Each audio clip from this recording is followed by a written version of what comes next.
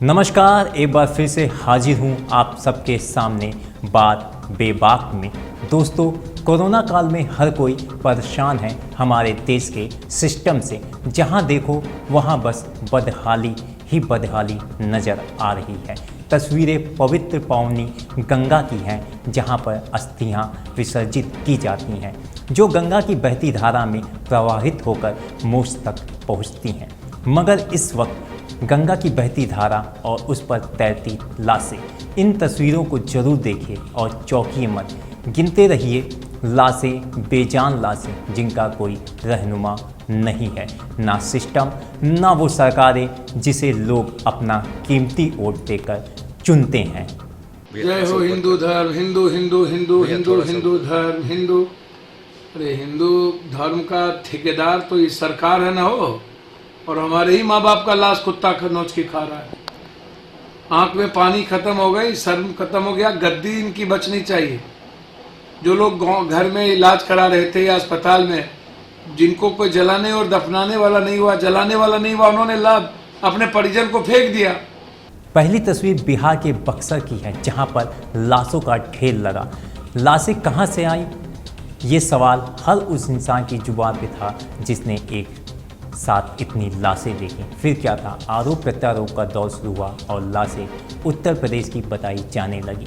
इन आरोपों के बीच उत्तर प्रदेश के गाजीपुर में इसी तरह लाशों का सैलाब दिखाई दिया। यही हालात उन्नाव का भी है, जहां पर गंगा में बहती बेजान लाशें को कुत्ते नोच रहे हैं। बहरहाल लाशें कहीं की हों, भारत के संस्कार में पार्थिव शरीर के अंतिम कार्यक्रम की बात कही गई है, लेकिन सिस्टम के आगे लाशें बेदम हो गई। इन लाशों के घर वालों का सुराग नहीं मिला। कई दिन बहती रही गंगा की गोद में। गंगा तो माँ है, वो ले जाएगी गंगा सागर तक, जहाँ पर इन लाशों को मोक्ष की प्राप्ति होगी। मगर उन सरकारों का क्या, जो बिना छीछा लेदर के कभी कोई सलीके का काम नहीं करती। अखबारों और टीवी में खबरें दिखी तो आनन फानन में पार्थिव शरीर को निकाला गया, फिर अंतिम संस्कार किया गया और यूपी बिहार दोनों राज्यों के अधिकारी अपनी अपनी पीठ थपथपाने लगे। आज़ाद भारत की कौन सी तस्वीरें मुख्यमंत्री खींच रहे हैं। उत्तर प्रदेश और देश की जनता जानना चाहती है कि धरातल की सच्चाई क्या है। कभी हमीरपुर में नदी में लाशें तैरती दिखाई देती है, कभी गाजीपुर में नदी में लाशें तैरती दिखाई देती है, कभी बिहार के बक्सर में लाशें तैरती दिखाई देती है। आखिर ये कौन लोग हैं जिनकी मौतें हो रही हैं, जिनकी नदियों में लाशें तैरती दिखाई दे रही है? ये सरकार कम से कम उत्तर प्रदेश के लोगों को, देश के लोगों को बताए तो सही, सच क्या है। गंगा में तैरती लाशों को देखकर हर किसी का कलेजा जरूर पसीज गया होगा, मगर हमारे देश में कुछ ऐसे लोग भी हैं जो आपदा में भी अवसर तलाशते हैं। गंगा में तैरती लाशों पर कंगना ने बहुत ही बेतुका बयान दिया है। कंगना ने क्या कहा और इसका फैसला आप खुद कीजिएगा। जो कंगना ने कहा वो कितने हद तक सही है।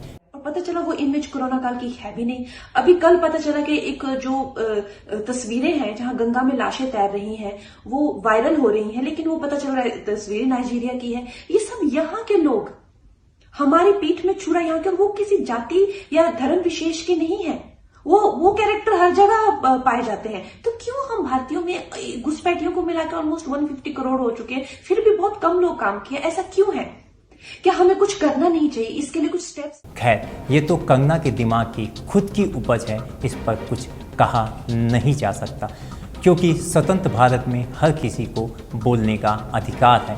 अब भगवान ने जुबान दी है तो टिप्पणी करना तो बनता है, मगर ऐसे वक्त पे तो मेरी समझ से परे है, जब देश में कोरोना साक्षात काल बनकर खड़ा हो, जब हर दिन किसी न किसी का कोई अपना साथ छोड़कर जा रहा हो, डर और खौफ के साए में पूरा का पूरा समाज खड़ा हो, ऐसे वक्त पर टिप्पणी करना गलत है और बिना सच जाने। गंगा में तैरती लाशें किसी बुरे सपने के सच होने की आशंका तो नहीं है, जिसे छिपाया जा रहा है। जो भी हो, पर जिस इंसान, सिस्टम, सरकार के राज में 71 लाशें नदी की धारा में बह रही हों, उसको क्या कहेंगे? मगर जिस सिस्टम ने इन लाशों को फेंका, क्या वह भी नहीं जानते कि कौन थे ये लोग, कहाँ से आए थे ये लोग, कौन है इनका परिवार और कैसे मरे ये लोग? मगर कोई भी हो, मानता हूँ कोविड महामारी है, हमारे पास इससे लड़ने के पूरे संसाधन नहीं हैं, मजबूर हैं। लेकिन क्या इतने मजबूर कि इनके अंतिम संस्कार के लिए भी सरकार के पास पैसे नहीं हैं? जिसने फेंका उसे इंसान कहें या ना कहें, क्योंकि इंसानों को शर्म आती है और शर्म की भी एक सीमा होती है। मगर ये लाशें जिसने फेंकी वो लोग लज्जा की उस आखिरी दहलीज को भी पार कर चुके हैं और सिस्टम के आला दर्जे पर बैठे लोग मेरा और तेरा करने में लगे हैं। वो बदजुबानी हो चुके हैं जिसे सुन आप और हम शर्म से पानी पानी हो जाएं। सवाल आज भी वही है जो पहले था, आखिर इतनी मौतों का जिम्मेदार कौन? आपको हमारी पेशकश कैसी लगी हमें ज़रूर लिखें। नमस्कार।